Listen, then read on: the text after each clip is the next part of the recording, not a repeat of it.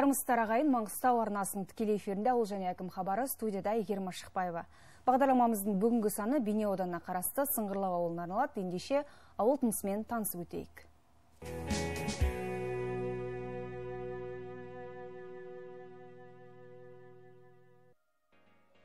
Сыңғырлау ауылы аумағы 18.840 гектар, аудан орталығына 29 шақырымда орналасқан. 2018 жылдың 1 қаңтарындағы жағдай бойынша халық саны 602 адам, тұрғын үй саны 95, жұмысқа белсенді халық саны 289, мектеп жасында 108 бала, балабақшаларда 28 бүлдіршін, 46 зейнеткер бар. Ауылда бейне ормандар және жануарлар дүниесін қорғау жөніндегі мемлекеттік мекеме, бір орта мектеп балабақша, бір ауылдық клуб, бір кітапхана, бір мұражай, бір фельдшерлік акушерлік пункт орналасқан.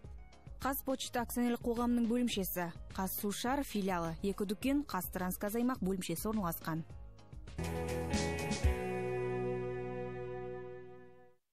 Ендеше Сыңғырлау ауылының әкімі Ғалым Тастемір Шалабайұлы студия төрінде қонақта. Қош келдіңіз, кеш жарық. Ғалым Шалабайұлы, алғашқы сұрақ, жалпы Сыңғырлау ауылының әлеуметтік экономикалық көрсеткіштері қандай? Былтыр осы қандай жетістікке жеттіңіздер? Кеш жарық, қадірлі телекөрермендер, оразамыз қабыл болсын. Енді ауылдың әлеуметтік жағдайын тоқтатын болсақ, ауылымыз жақсарту бағытында жылма-жыл жұмыстар жүргізіп келе жатырмыз. Өткен жылда бір қатар жұмыстар жасалды. Негізгілерін тоқтатын болсақ, біріншіден ауылдың ішінің енді жағдай белгілі ғой. Бізге жалпы типтік жолмен ауылшылық жол салынбаған. Осы жолды жақсарту бағытында Бейнеу Тәжен бағытында салынып жатқан мекемелердің демеушілік күшімен былтыр 3 көшемізге 2 километрлік жергілікті материал қайырдан жол салдық. Сонымен қатар енді 2 көшеге 800 метрдей ұзындықта ауыл тұрғындарының күшімен семіліктер жасау арқылы жастардың аяқ жол салдық, тротуар. Сонымен қатар енді ауылды газдандыру бағытында енді газымыз 1997 жылы салынған болатын ауылға алғашқы. Сол енді ол бүгінгі дейін ескіріп, трубалар енді қисайып, сондай болып жатқан. Осы 2017 жылы Қазтрансгазаймақ мекемесі инвестициялық даму бағдарламасының бірінші кезеңіне сай 2,6 километрлік газ құбырын пластмастырып ауыстырып бастады. Сонымен қатар газ беру станциясын ауыстырды, 400 метрдей коллекторды ауыстыру жұмыстарын жүргізді. Биыл енді іске қосады. Енді ары қарай ол жұмыс жалғасын таба береді деп есептейміз. Сонымен қатар енді рухани жаңғыру аясында туған жер бағдарламасы аясында ауылымыздан шыққан кәсіпкер Шалқыбаев Амангелді Нұрланұлы дейтін азамат ауылымызға 30 миллион теңге тұратын сметалық құны үлкен мешіттің құрылысын бастады. Сосын осындай жұмыстар жүріп жатыр қазір енді бүгінгі таңда. Яғни бұл жаңадан салынған нысанның бірі осы мешіт деп айтсаңыз болады. Тағы қандай әлеуметтік нысандардың құрылысы жүргізіліп жатыр? Жалпы осы жылы қандай да бір ашылған қандай да бір ғимараттар бар ма? Ауылға, халыққа, тұрғындарға қажетті? Тұрғындарға енді ғимараттар енді осы мешіттің құрылысы жүріп жатыр. Сосын енді тағы да жаңағы мекемелермен сөйлесіп жатырмыз. Жолымыз шындығынан нашар, ауылшылық жол. Ынта дейтін мекеме, Бейнеу жезқазған жол салып жатқан Бабақанов Жалғас дейтін басшысы бар. Сол кісі осы бір апта көлемінде ауылымызға 1 километрлік жол салып береміз деп уәде берді. Енді басқа да енді жұмыстар жүріп жатыр енді ауылда спорт кешендері, жалпы осы оқушыларға арналған қандай да бір спортпен айналысуға мүмкіндік бар ма? Негізінен біздің ауылымыз шағын.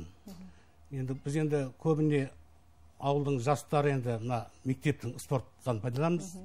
Далада футбол алаңы бар. Жеке ол ауыл үшін қазір спорттық салынған жоқ. Жалпы жоспарда бар салу. Сондай ауыл жастары енді бос уақыттарын көбіне ауылдық клубты өткізеді. Жаңағыдай спорттық үйірме бар. Жастардың баратын. Жаңағы ауылымызда Сүлеймен Таңбай дейтін жігіт бар. Осы дзюдодан жаңағыдай үйірме ашып балалар жаттықтырып жатыр, осы аудандық облыстық жарыстарға барып жүр. Сосын енді ауылдық клубымыз да жақсы жұмыс істейді бізде. Аналар саз ансамблі бар, халықтық атағы бар, 2014 жылы құрған. Соған қатынасады. Сосын драма үйірмесі бар, драма үйірмесіне қатынасады. Жақында осы 1 мамырға қарсы келіндер көтерілісі дейтін мына өзбектің драматургының несін ғой, жаңағы спектакль. Қойылым, сахналық қойылым. Одан 9 мамырда қаралы қағаз, қаралы қағаз дейтін спектакль ғой. Сонда осындайға қатынасады ауыл жастары. Көбіне енді қолдарда тебірмейді, мал ғой бізде енді негізі айналысатын. Өзіңіз айтқандай, ауылдың негізгі күнелтісі мал шаруашылығы. Жалпы ауылда осы мал шаруашылығы қалай дамып келе жатыр? Қанша бас мал бар? Енді ауылымызда енді 95 үй бар, енді көбі жақын мал ұстайды біздерде енді. Былтыр алдыңғы салыстырғанда 8% мал өсті. 2300-дей бас қой малы бар, сосын 600 бастың үстінде түйе малы бар, 120-ның үстінде жылқы малы бар, 13 бас сиыр малы бар. Енді жалпы енді тіршілігіміз соған тірілгеннен кейін осы малды өсіруге қарай үлкен бетбұрыс үріп жатыр. Жалпы осы мал шаруашылығын өрісін кеңейтуге кәсіпкерлерге, фермерлерге қандай да бір қолдау көрсетіп отырсыздар ма ауыл тарапынан сіздің? Көрсетіледі енді, ол осындай мал шаруашылығымен айналысамын дейтін болсағылға былтыр 2017 жылы бізден 2 ауыл тұрғыны ауыл шаруашылығы кредитін алып 5 миллион теңге соған енді мал сатып алды. Биылда осы бір азамат жаңағы проектісін тапсырып қойып отыр. Бұл енді ондай мал өсірмейтін адамды біз қолдаймыз, жер беруге де дайынбыз, түсіндіреміз қалай жаңағыдай несие алу керектігін. Жем шөп сумен қалай қамтамасыз етіп отырсыздар? Жем шөп енді біздің жақта енді былтырда биылда осы қуаңшылық болып тұр. Мына шөпті бізге көбіне мына Ақтөбе облысынан келіп тұр. Әкеліп жаңағы кәсіпкерлер сатып тұр. Содан сатып аламыз. Сосын бейнетінде енді кәсіпкерлер бар, өздері шауып сататын. Солардан сатып аламыз. Енді жем мәселесі бойынша бейнебастық терминал жұмыс жасайды. Содан аламыз. Енді қазір көбіне өзі Қостанайдан әкеліп жатқан кәсіпкерлер бар. Ауылымызда да кәсіпкер бар. Қостанайды тікелей алдырып, көп қымбат қылмай өз жобасында сатып отыр, халықты қамтамасыз етіп отыр жем шөппен. Ғалым Шалабайұлы, жалпы ауылда шешімін таппай тұрған қандай мәселелерді атап өтер едіңіз? Осы облыстық республикалық бюджеттен қаражат сұрап отқан, шешілмей отқан қандай да бір мәселе бар ма? Шешімін таппай отқан мәселе енді жол мәселесі ғой енді. Жаңа айтып кетті, ондай өзіміз былай лекерлеп шешуге тырысып жатырмыз. Бірақ енді қатқыл табанды асфальт жол болған жақсы көреміз ғой. Жолдың өзі енді біздің облыста, ауданымызда осы кейінгі кездері қолға алынып, қазір енді мысалға біздің ауылға дейін, одан өтіп Тәженге дейін асфальт жолдың құрылысы жүріп жатыр. Енді сол жалғасын тауып, болашақта біздің ауылда асфальттанады деген ойдамыз. Жалпы бұны біле ма, облысқа бардар ма? Біледі. Біздің жаңағы 2,5 километр ауылға кірме жол бар еді. Соның біз енді сол облыстық неге ұсынып қойдық. Жаңа проектісін жасауға 7,5 миллион теңге ақша керек екен. Қазір облыста қаралып жатыр ол. Ал жұмыссыздық мәселесі қалай шешілуде? Ауылда жұмыссыздар саны көп пе? Жұмыссыз жүрген жастар саны көп пе? Енді жұмыссыздық жоқ деп айта алмаймыз ғой. Енді жұмыссыздық бар. Тап ондай қатты жұмыссыздық та жоқ. Бізде енді ауылымыздан енді мына бейне орман шаруашылығы мекеме бар. Осы ауылымыздың 30-ның үстінде азаматы сонда жұмыс жасайды. Сосын мына жазғы маусымның кезінде өрт қауіпті айларда қосымша тағы да 10 шақты адам жұмысқа алады. Жаңағыдай қарауылдайтын, өрт сөндіретін деген сияқты. Сосын енді одан басқа осында қазір бейне жезқазған темір жолын салып жатқан мердігер мекемелерде қазір 5 азаматымыз жұмыс жасап жатыр. Сосын енді сондай бақта енді. Бағана бір сөзіңізде айттыңыз, оқушылар, яғни оқушыларға арналған үйірмелер бар, драма курс, яғни театр курстары бар деп, ал жастар бос уақытын қайда өткізеді? Жастар да сол жаңағы, жастар жағы енді сол жаңағы дзюдо күресіне қатысады, жаңағы үйірмесіне қатынасады. Сол драмаға қатынасады, ауылдық драма үйірмесіне, жаңа айтқан. Оқушылардан бөлек жастар да яғни театр үйірмесіне қатысады, қатынасады. Ал жастардың бос уақытын өткізетін қандай да бір саябақтар ауылда бар ма? Ауылда саябақ бар. Сосын енді биылғы жылы мына рухани жаңғыру аясында жастарға демалыс саябағын жасауды, демалыс орнын жасауды жоспарлап жатырмыз енді. Ауылдың жастары сондай осы бастама көтеріп, сондай кешкі мезгілде барып, сондай демалып дегендей. Рухани жаңғыру деп жаңа өзіңіз айтқандай, осы елбасының рухани жаңғыру бағдарламасын жүзеге асыруда ауылда қандай шаралар өтті? Жалпы мәдени ірі бір шаралар өтті ма? Жүргізілді ме? Енді рухани жаңғыру бойынша сөзімнің басында айтып кеттім, жаңағы үлкен мешіттің құрылысы басталды деп, оны жаңағы туған жер бағдарламасы аясында ауылымыздың азаматы жаңағы Шалқыбай Амангелді бастап салып жатыр. Осы 2-90-да бітіреді деген ойымыз бар. Сосын енді сонымен қатар жаңағы тротуар салынды, 800 метрлік болды. Осы ауыл жастарының ұйымдасып өздері күшімен салған. Оған бюджеттен ақша бөлінген жоқ. Сосын үшіншіден енді былтыр мектеп бітіруші балдар жаңағы, олар жаңағы осы сыңғырлау дейтін жаңағы ауылдың кіреберіс жеріне сондай жазу орнатты. Сондай жұмыстар жүріп жатыр енді. Мына халықты рухани шөлін қандыру мақсатында осы қандай да бір ақындармен немесе бір айтыс ұйымдастырып сондай шаралар өтті ме? Енді ақындармен болғанда осы біздің ауылдан енді белгілі ақын Рақат Қоспанбақ шыққан. Сол Рақат Қоспанбақпен қазір осы кездесуді жоспарлап жатыр. Ауылымыздың жаңағы кітапханасы, сосын жаңағы мұражайы шақырып. Одан басқа енді ауданымыздың нелермен кездесулер өткізіп жатыр, ақындармен, осындай. Жалпы елбасы цифрлы Қазақстан бағдарламасына өтуді тапсырған болатын. Ауылда бұл бағдарлама қалай жүзеге асуда, яғни ауыл осы ғаламтор желісімен түгел қамтылған ба? Қанша пайыз қамтылдыңыздар? Цифрлы Қазақстан бойынша да жұмыстар ауылда жүргізіліп жатыр. Біздің ауылдың интернет байланысы өте жақсы. Халықты, ауыл тұрғындарын 100% қамтуға толық мүмкіншілігі бар. Бүгінгі күнде енді 60 үй интернетке қосылған. Осы енді аманшылық болса, келесі осы жылдың аяғына дейін 100%-пен қосылады деген ойдамыз. Интернеттің жылдамдығы жақсы. Мектепте бар ма? Мектепте бар қамтылған. Толықтай 100% қамтылған. Жаңа айтып қалдыңыз, ішкі жолдар және жаяу жүргіншілер жолы үлкен мәселе болып тұр деп. Осы мәселені шешу жолына қандай жаңа жоспар бар? Енді негізінде мына жаяу жолдарды салуды біз енді проекті сметалық құжаттарын жасағанбыз. Осы былтырдан бері жаңағы өңірлік даму, сосын жол картасы бағдарлама берді бұрында. Сол тоқтап қалып тұр. Енді сметалар жасап тапсырылып тұр. Енді біз оған қарап жатқан жоқ па? Жаңа айтқан жаңағы ауыл тұрғындарының күшімен жол салып жатырмыз, жаңағы тротуар, аяқ жолды. Енді жаңағы жол мәселесін жаңа айттым ғой, енді мердігер мекемелердің күшін пайдаланып, жаңағыдай жергілікті материалмен өзіміз. Яғни кәсіпкерлерді тарту көзделіп отыр, иә? Сөйтіп жолды жақсартып жатырмыз. Қазір бұрынғыдай ауыл ішінде мәшін жаңағы батпайды, бірден-бірде жасап жатыр жаңағы жолымыз. Ал ауылда маман тапшылығы байқалады ма? Әсіресе сіздерге жаңағы жас мамандары бағытын бұрады ма? Дипломмен ауылға бағдарламасымен келіп жатқан жастар қанша? Ол енді ауылда маман тапшылығы бойынша болған енді. Ол да былтыр шешілді. Әсіресе қай салада? Былтыр енді біздің ауылымызға биология, сосын информатика бойынша 2 маман келіп орналасты. Яғни мұғалімдер, иә? Сосын енді жаңағы айтқан физруктар жоқ еді ауылымызда.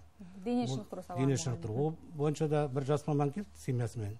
Жолдасы математик келіп орналастып, жаңағы дипломмен ауылға бағдарламасы бойынша үй сатып алып, қазір жақсы қызмет жасап жатыр. Енді денсаулық сақтау саласына келсек, осы ауылда дәрігерлер жеткілікті ме? Біздің ауылда енді фельдшерлік акушерлік пункт жұмыс жасайды. Құрамында фельдшер бар, бір медбике бар, сосын бір жедел жәрдем автомашинасы бар.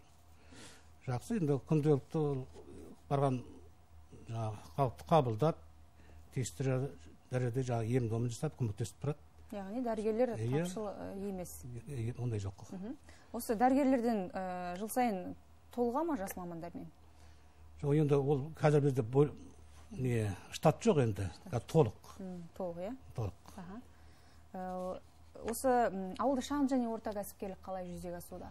Біздің ауылымызда енді шағын кәсіпкерлік бойынша жаңағы 2 күнделікті тұтыну табар 2 дүкен бар, сосын бір ағаш шеберханасы бар, сонымен қатар пластикалық жаңағы бұйымдар жасайтын шеберхана бар. Сосын жаңағыдай адам тасымалымен аудан орталығына 3 кәсіпкер айналысады. Сондай енді.